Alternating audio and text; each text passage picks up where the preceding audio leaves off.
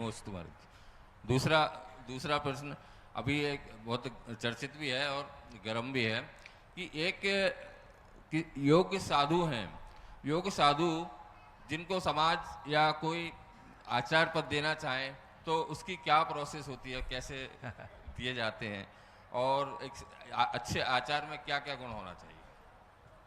देखो, साधु के आचार्य पद की जो बात करते हैं, ये दो रूप में चली आई। हम अपनी पूरी परंपरा से देखते हैं, एक गुरु शिष्य की परंपरा, दूसरा संघ की परंपरा।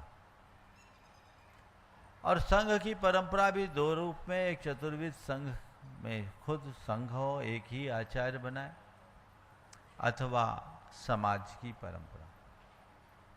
हम अतीत में चलते हैं तो आचार्य धरसेन के पास पुष्पदंत और भूतभली नाम के दो मुनिराज आए। ये दोनों मुनि थे, पर दोनों के दोनों आचार्य बने। आचार्य अरहत बलि ने उसी काल में मुनियों का महासम्मेलन किया और वहां पर जब सब मुनि इकट्ठे हुए महिमा नगरी में तो उनने पूछा, सब आ गए? बोले हाँ, हम लोग अपने अपने संघ के साथ आ गए।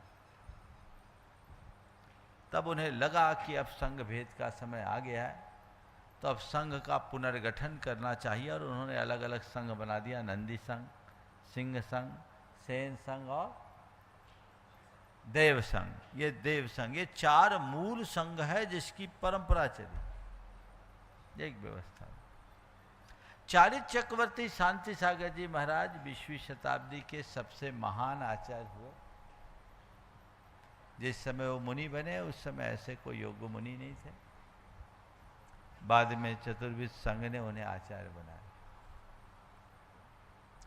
गुरुराम गुरु ज्ञान सागर जी महाराज, उनके गुरु शिव सागर जी थे, उनकी समाधि हुई। समाधि के उपरांत धर्म सागर जी महाराज उनके पट्ट पर आचार्य बने। तो ज्ञान सागर जी महाराज चूंकि उनके ज्येष्ठ शिष्य थे, समाज के प्रगाढ़ आग्रह से आचार्य पद पर अधिष्ठित हुए। तो इन बातों को देखते हुए, और भी बहुत है, मैं ज़्यादा लंबे विस्तार पर नहीं जाना चाहूँगा, दो उदाहरण आपको दिया। ये परिपाटी देखने में मिलती है, ये क्रम चला है। तो ये आचार्य पद को दोनों तीनों तरीके से एक दूसरे को देने की परंपरा रही है। पर आचार्यत्व मूलतः एक दायित्व है,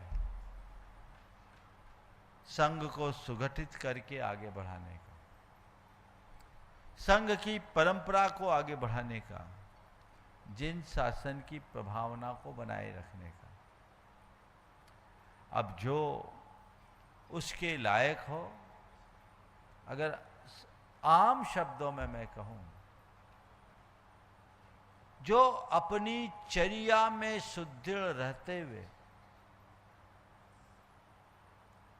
संघ को अच्छे से लीड करने में समर्थ हो, वह आचार्य होने के योग्य हो सकता। शास्त्रों में इसके विषय में काफी चर्चाएं हैं। पी धम्मो, दृढ़ धम्मो, धीरो, आगम कुशलो आदि विशेषण आचार्य भट्टकेर स्वामी ने मूलाचार्य में दिए।